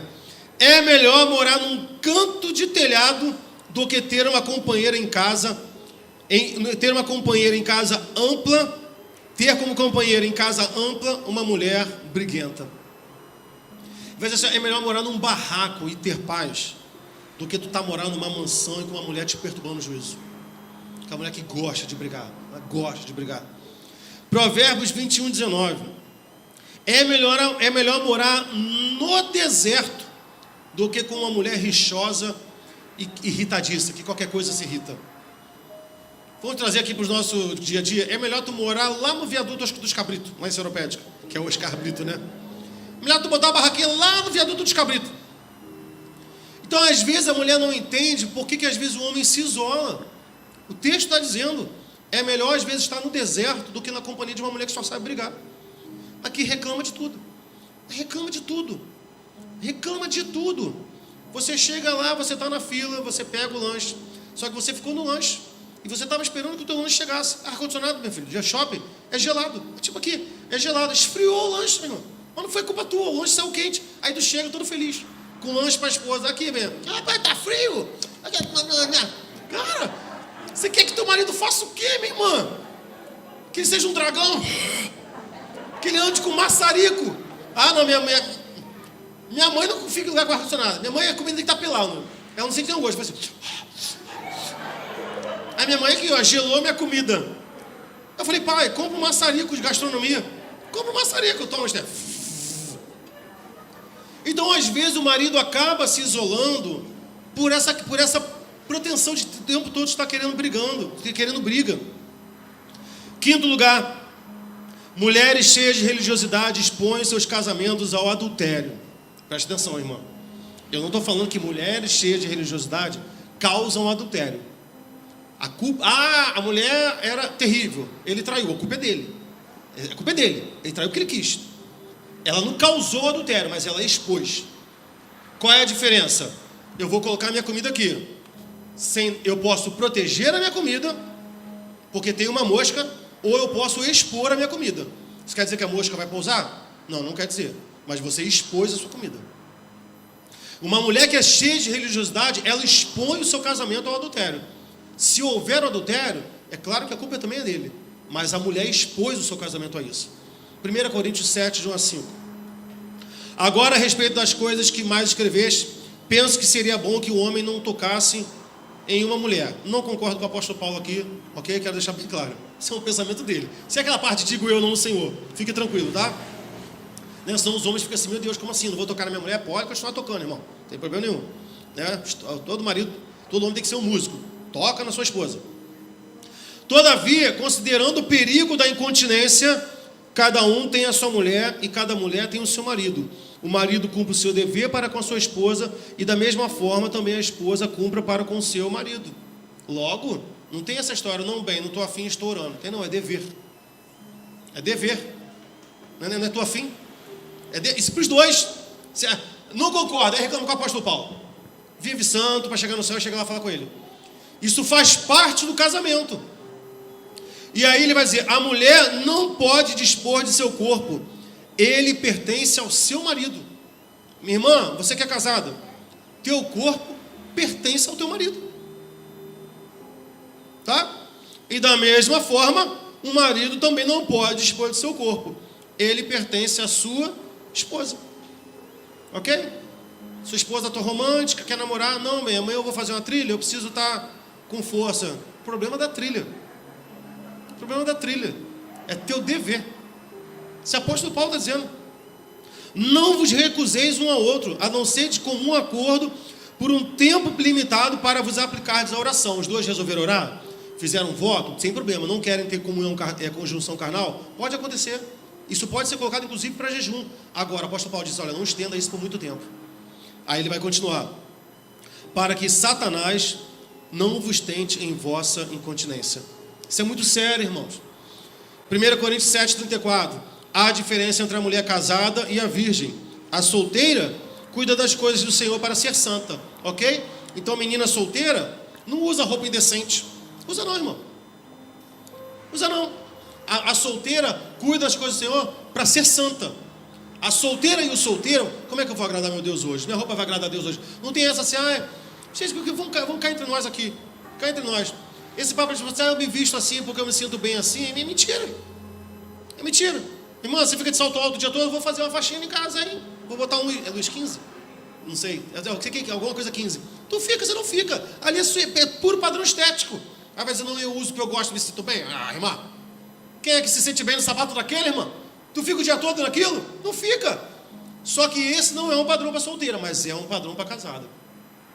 Da mesma forma que a solteira não deve se dispor de sensualidade porque não tem para onde canalizar aquilo, porque vai ficar exposto para todo mundo, a mulher precisa concentrar a sua sensualidade para o seu marido. Vamos lá, a solteira cuida das coisas do Senhor para ser santa, tanto no corpo como no espírito, porém a casada cuida das coisas do mundo e em como há de agradar o seu marido. Qual é a ocupação da mulher casada? Como é que eu vou agradar o meu marido hoje? Eita, glórias, glórias. Os homens não estão dando glórias, estão com medo, irmão? Isso é a preocupação da mulher. Poxa, meu marido vai chegar, como eu hei de agradá-lo? Lembrando mais uma vez o pessoal na internet, se você se sente ofendido, já falamos sobre para as mulheres. Jeremias 2,32, olha como é que isso é sério. A questão da mulher se adornar para o seu marido é tão levado a sério pela Bíblia, inclusive por Deus, que Deus usa esse exemplo para reclamar de Israel. Jeremias 2,32, ele vai dizer: porventura esquece-se a virgem dos seus enfeites? Porventura uma noiva esquece dos seus adornos? Todavia o meu povo se esqueceu de mim. Isso é tão sério para Deus, que ele usa como comparação da falha de Israel em relação a ele. Por acaso uma esposa esquece de se enfeitar para o seu marido? Deus está perguntando, é vocês que respondem, irmão. Para Deus ele acha um absurdo. Como assim? Ué, você não se enfeitou para o seu marido? Lembra daquele texto assim, por acaso uma mãe esqueceria do seu filho? Porque para versículo da mãe, cai entre nós aqui, né, irmão? Na hora da mãe, do versículo, vocês adoram. Por acaso esqueceria uma mãe do seu filho, que amamenta? Aí você fica, olha Deus falando, olha como é que Deus trata a maternidade como sublimidade, mas ele trata também a sua feminilidade da mesma forma. Por acaso uma mulher casada se esquece de se enfeitar para o seu marido? É a mesma coisa, irmão. É o mesmo padrão de pergunta. Aí nessa hora tu não quer, né? Nessa hora a mulher não quer, né? Não. Tô com a blusa aqui do vereador e vai ser essa mesmo. Blusa lá da campanha política, furada. É essa mesmo. É a mesma pergunta, mas na hora de ser mãe, tu adora o versículo, né? Tá vendo? Olha como é que Deus exalta a mãe. Deus está exaltando uma mulher que sabe ser feminina. Por acaso uma esposa esquece de se enfeitar para o seu marido? Provérbios 27, versículo 7 e 8. Veja isso, minha irmã. A alma farta pisa o favo de mel, mas para a alma faminta, todo amargo é doce. Conseguiu entender? Para quem está saciado, meu irmão, pode ser a tchutchuca que for. Desculpa o termo, tá? Pode ser a tal, né? Mas se ele está saciado pela sua esposa, agora, quando ele está com fome, qualquer porcaria parece manjar. E é assim, às vezes, que a mulher acaba expondo o seu marido a ataques do diabo. E no versículo 8, aí eu gosto desse versículo, ele vai dizer: qual a ave que vagueia longe do seu ninho? Assim é o homem que anda vagueando longe da sua morada. Sabe o que Salomão está querendo dizer aqui? Um homem apaixonado tem uma coisa que fica sempre em sua mente. Ele torce para o dia acabar para voltar para casa. Ele vai dizer assim: qual é a ave que voa longe do seu ninho? Assim é um homem que vagueia longe da sua casa. Então, sabe, meu, na hora que teu marido está saindo para trabalhar, ou às vezes também sai para trabalhar, sabe aquele beijo assim, ó, no final da tarde a gente se encontra? Meu irmão, é disso que Salomão está falando. Fazer com que o teu marido tenha prazer de voltar para casa. Agora, tu chega em casa, tá uma mulher lá doida para quebrar o pau, meu irmão. Aí ele quer ir para o deserto. Ele quer ir para o barraco, irmão. Porque não aguenta. Em sexto lugar, mulheres que... Isso aqui dificilmente o pastor gosta de falar. Que pastor adora, tem pastor que adora essas mulheres na igreja. Sabe aquela mulher que faz tudo? Limpa a igreja, faz tudo? Pô, tem umas irmãs aqui que são boas de braço. Mulheres que acham que precisam estar fincadas na igreja e largam sua casa estão equivocadas. Tem mulher que diz assim: não, eu vou para a igreja que eu vou cuidar das coisas do Senhor. A marido fala assim: pô, mas a gente não podia sair, vamos tomar água de coco lá na praia. Não! Tem que ir lá para a igreja. 1 Timóteo 5,16. Parece até que eu estou dando um tiro no meu pé, né? 1 Timóteo 5,16. Se alguma mulher crente tem viúvas em sua família, deve ajudá-la. Não seja a igreja sobrecarregada com elas, a fim de que as viúvas realmente necessitadas sejam auxiliadas. O que o apóstolo Paulo está dizendo? Se uma esposa, digamos, por exemplo, eu tenho uma viúva na minha casa, beleza? Que é a dona Marina. Dona Marina é uma viúva. Se a minha esposa cuida da dona Marina, nas necessidades dela, é menos uma viúva para a igreja cuidar. É isso que Paulo está dizendo. Isso significa o quê? Que se você, mãe, educa bem o seu filho, é menos um adolescente rebelde para o pastor corrigir. Se você cuida bem do seu casamento, é menos um gabinete para o pastor fazer. Ou seja, uma mulher que cuida da sua casa, indiretamente, talvez até diretamente, ela está cuidando da igreja. Porque ela está preservando um setor da igreja. E que setor é esse? A sua própria casa. Só que às vezes as pessoas acham que por cuidar da sua casa, não estão cuidando da obra do Senhor. Sétimo lugar. Mulheres não devem compactuar e nem se associar com os erros do marido. Aí não dá, irmão. Se é erro seu, Se você está vendo o seu marido dar cabeçada e você compactua, isso é erro. Atos 5 vai falar sobre Ananias e Safira, meu irmão. Vai dizer que marido e mulher se juntaram para mentir para os apóstolos. Falaram que venderam o terreno por tanto, mas era mentira. Mas de onde que nasceu isso? Foi do nada? Foi não, meu irmão. Foi da inveja, da vontade de aparecer. Porque no capítulo anterior, ele finaliza assim: e aí Barnabé vendeu os seus terrenos e colocou nos pés dos apóstolos. Aí do nada, Ananias e Safira resolve vender também. Eles devem ter olhado assim: olha lá, Barnabé, ficando bem lá com os apóstolos. E gente, vai fazer nada não? Vamos vender o terreno então. Só que o apóstolo Pedro diz assim: alguém pediu alguma coisa para vocês? Alguém pediu alguma coisa para vocês? Vocês estão mentindo, é o Espírito Santo, não é a nós. Morreu o homem e morreu a mulher. Bem, a questão que muitas pessoas às vezes não entendem, tem mulheres que ficam assim: mas eu não tenho que ser submissa ao meu marido? Eu não tenho que apoiar ele em tudo? Onde é que fica, por exemplo, a submissão de Colossenses 3,18? Mulheres, cada um de vós seja submissa ao próprio marido, pois assim deveis proceder por causa da vossa fé no Senhor. Tem o 19 também, tá, gente? Só dar uma pincelada aqui. Maridos, cada um de vós ame a sua esposa e não trate ela com grosseria. Tá aqui também, mas eu estou falando para a mulher, então deixa isso para depois. Tem que ter um aqui muito grosso, né? Por exemplo, a submissão de Efésios 5, 22 e 23.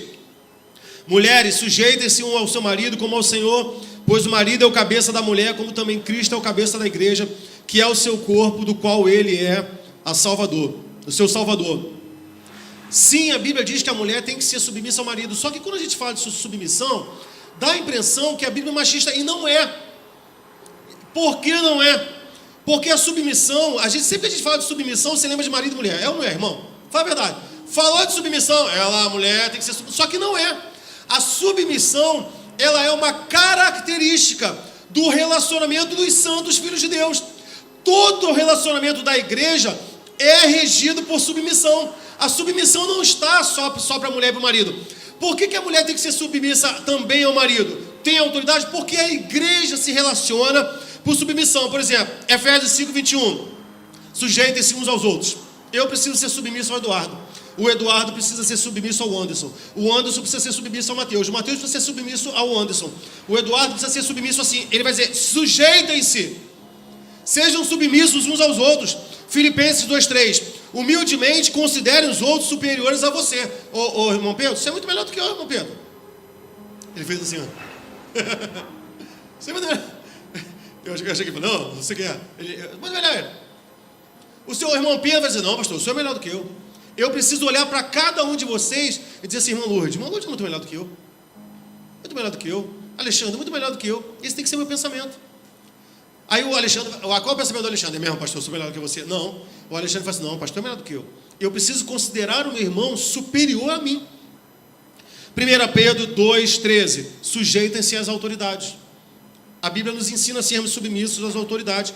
Só que, então, tudo na nossa vida, todos o nosso relacionamento aqui é por submissão. Só que existe uma submissão que é inquestionável, que é maior do que qualquer submissão, inclusive a do marido, da esposa para o marido. Tiago 4,7. Submetam-se a Deus.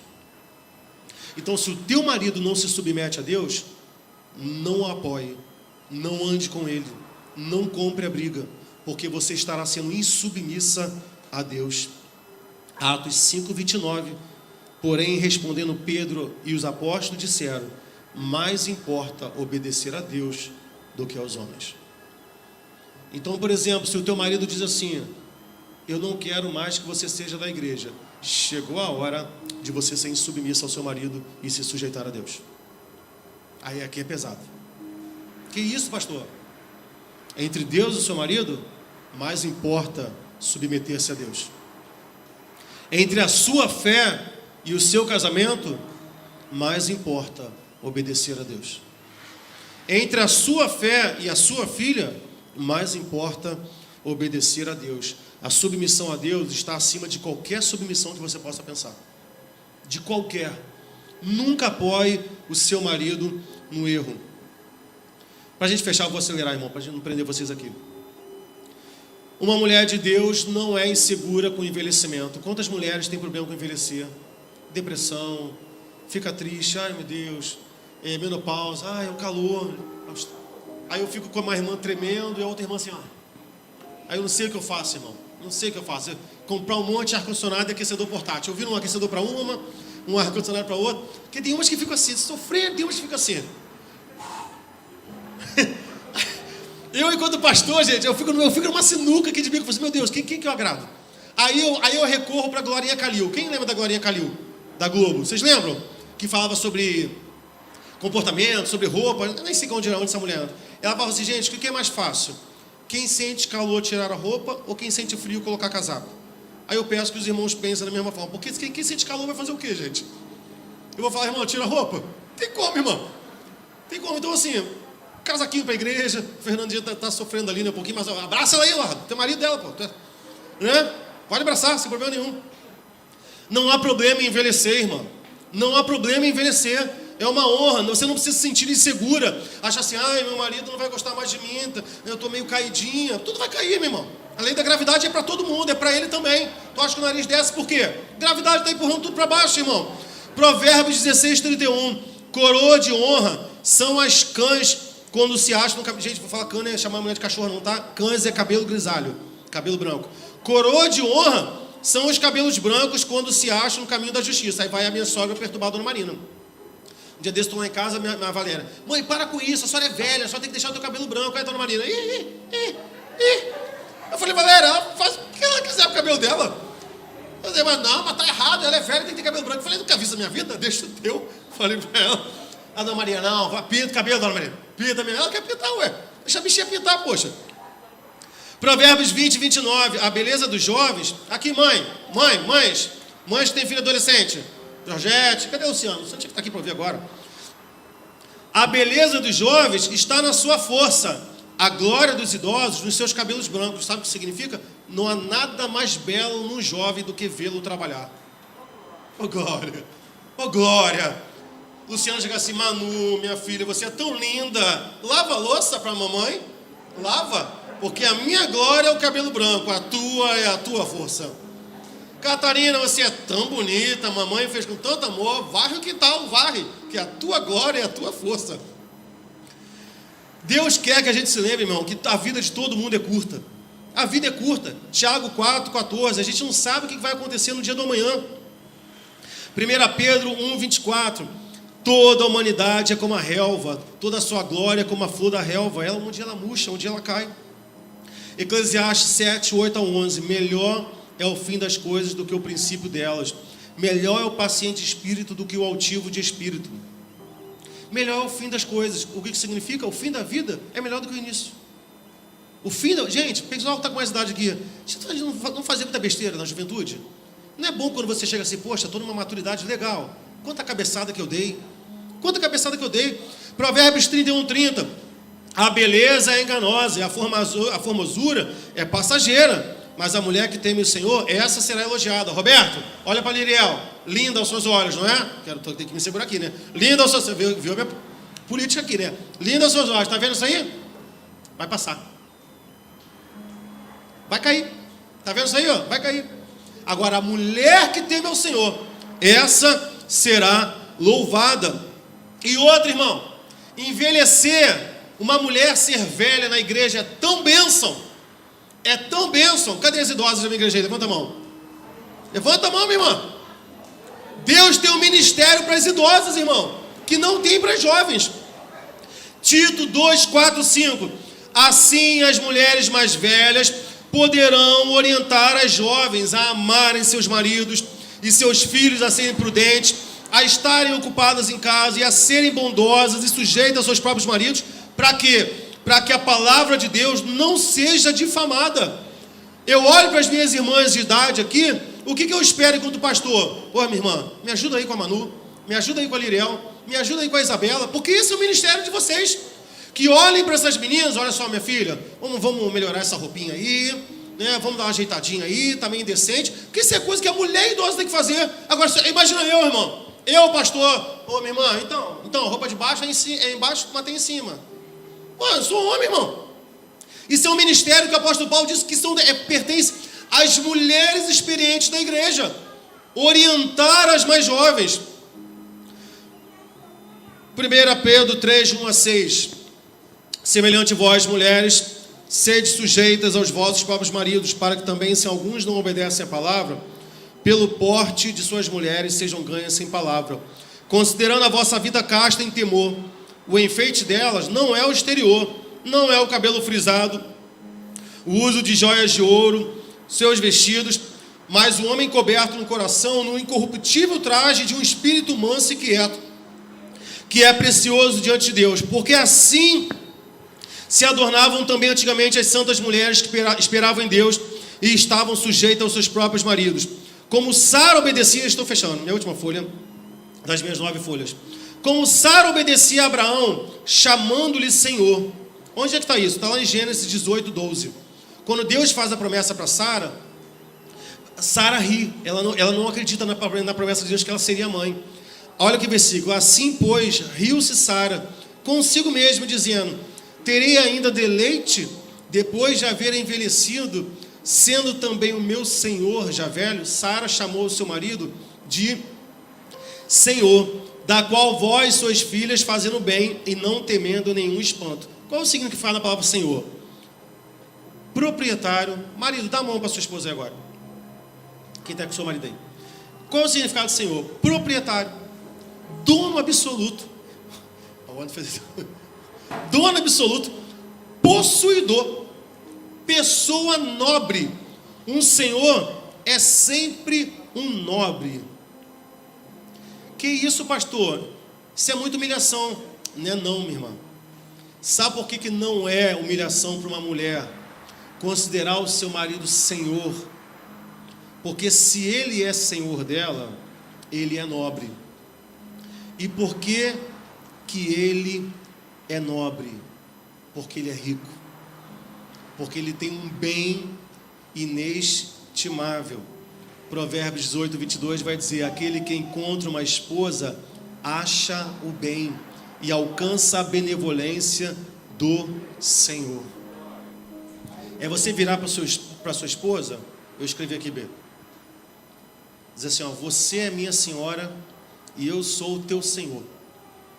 Ser teu senhor me faz um nobre, me faz um homem rico, porque o teu valor excede a de mais finas joias. É por isso que o homem é senhor da sua mulher, porque a mulher enobrece o homem. Agora, a que é insubmissa não permite que esse homem seja nobre. Aquela que permite que o homem seja senhor dela e que ela também seja senhora dele. Compreende? Ela não permite que essa riqueza invada a vida do seu marido. Provérbios 31, 10, para a gente fechar. Eu vou fazer a leitura, isso aqui daria uma outra pregação, mas eu só vou ler. E aí, para ficar de mais fácil entendimento, eu coloquei aqui na versão da linguagem de hoje. É uma versão que eu não curto muito, mas para esse texto vai valer a pena. Provérbios 31, do 10 ao 31. Como é difícil encontrar uma boa esposa. É difícil, tá? Gustavo, tem que peneirar. Tem mais Isaac também. Mas quem? Tem outro menino solteiro aqui? Não, né? O resto é tudo casado. Tem que garimpar, meu irmão. Tem que garimpar, porque é difícil. Se era difícil na época que ele escreveu isso, tu imagina agora. Você piorou. Como é difícil encontrar uma boa esposa. Ela vale mais do que pedras preciosas. O seu marido confia nela e nunca ficará pobre. Olha isso. Às vezes a mulher fala: meu marido não confia em mim. Talvez é porque você seja descontrolada e não é digna de confiança. Em todos os dias da sua vida, ela só lhe faz o bem e nunca o mal. Está sempre ocupada fazendo roupas de lã e de linho. Sabe o que é isso aqui? Trabalha. De lugares distantes, ela traz comida para casa, como fazem os navios que carregam mercadorias. Ela se levanta de madrugada para preparar a comida para a família e para dar ordem às suas empregadas. Examina e compra uma propriedade com o dinheiro que ganhou e faz nela uma plantação de uvas. Não é daquela mulher totoca, bem. Não, ela examina a propriedade. Ela tem aqui, como é que o pessoal fala nesse negócio? Expertise, feeling. Ela tem um olhar minucioso. Opa, isso aqui não. Opa, esse carro aqui não. Visão empreendedora. É dessa mulher que Provérbios 31 está falando. Versículo 17. É esforçada, é forte, é trabalhadora, conhece o valor de tudo que faz e trabalha até tarde da noite. Eu já falei aqui, meu irmão, um tempo atrás, tinha uma época, por exemplo, eu ganhava R$40 a hora. Então assim, eu ganhava R$40 a hora. Mas eu sou professor de educação física. Minha hora é uma hora gritando com o adolescente, em pé debaixo do sol. Aí o pessoal fala assim, compra aí, que tem? Filho que fala, que tem? É só R$40. Só? Como assim é só R$40? É uma hora do meu dia, debaixo de um sol de meio-dia, gritando com o adolescente. Como assim só? A Bíblia vai dizer que ela sabe o valor. Ela prepara o fio de lã para tecer as suas próprias roupas. Olha aí, que é roupa nova. Ajuda os pobres e os necessitados. Quando faz muito frio, ela não se preocupa, porque a sua família tem agasalhos para vestir. Faz coberta e usa roupas de linhos e de outros tecidos finos. O seu marido é estimado por todos. É um dos principais cidadãos do lugar, por causa da sua mulher. Não estou falando que você tem que costurar, não, irmão. Eu estou falando que você usar o seu trabalho, aquilo que você faz. Não tem que costurar, mas é aquilo que você faz. Ela faz roupas e cintos para vender aos comerciantes. Olha aí, Liz. Gente, junta um montão de pedrinha lá na cordinha e vende. Não tem essas coisas das pedras aí? Não sei se é isso que fala. Não entendo. É forte, é respeitada, não tem medo do futuro. Fala com sabedoria e delicadeza. Olha isso, é forte e é delicada. Deixa assim, vem cá. Que isso, irmão? Está falando com seu marido, teu senhor. Como é que fala? Ela nunca tem preguiça e está sempre cuidando da sua família.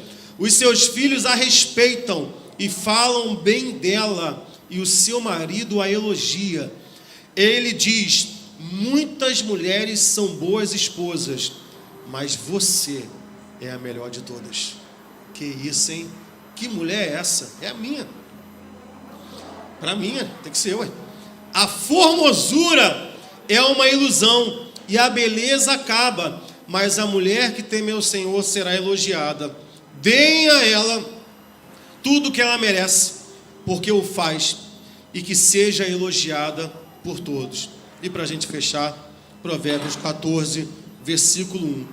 Toda mulher sábia edifica a sua casa, mas a tola a derruba com as suas próprias mãos. Minhas irmãs, perdoe-me pelos 20 minutos de todo domingo, mas sejam sábias, irmãs. Administrem o casamento de vocês com sabedoria. A Bíblia teve muitas referências para vocês aqui nessa noite. A mulher sabe: pastor, mas eu já me divorciei. Sem problema. Você já errou? Não tem problema. Não erre mais.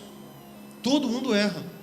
Todo mundo, alguma outra hora, comete erros. Só não erre mais.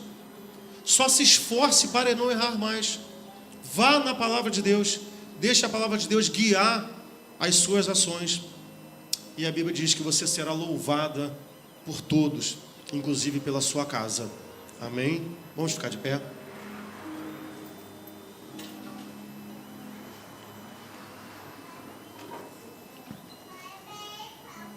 Obrigado por ter gostado da pregação. Vamos orar, irmãos. Senhor nosso Deus, nós te louvamos pela tua palavra. Senhor, eu sei que é algo difícil, às vezes difícil até para as minhas irmãs ouvirem isso, diante de tudo aquilo que nós temos visto. Mas o meu pedido para o Senhor, Deus, depois dessas duas mensagens, tanto para os maridos quanto para as esposas, é que o Senhor nos molde segundo os seus preceitos. É que o Senhor nos molde segundo os seus parâmetros. É que o Senhor nos molde segundo a sua palavra. É que o Senhor nos molde segundo a sua vontade. Não pelas minhas convicções, mas por aquilo que o Senhor projetou para que a sua igreja vivesse, Pai. Abençoa, Deus, o casamento dos teus filhos aqui neste lugar. O meu casamento também, Senhor, abençoa. Aumenta o amor entre o marido e a mulher. Aumenta, Pai, a intensidade do desejo. Aumenta a cumplicidade, a parceria, a amizade. Que os casais aqui desta igreja, Senhor, e daqueles que estão ouvindo essa palavra nesta noite, possam ser impactados pela sua palavra e possam viver realmente uma vida abundante nos seus relacionamentos, por obedecerem a tua voz. Em nome de Jesus. Amém e Amém.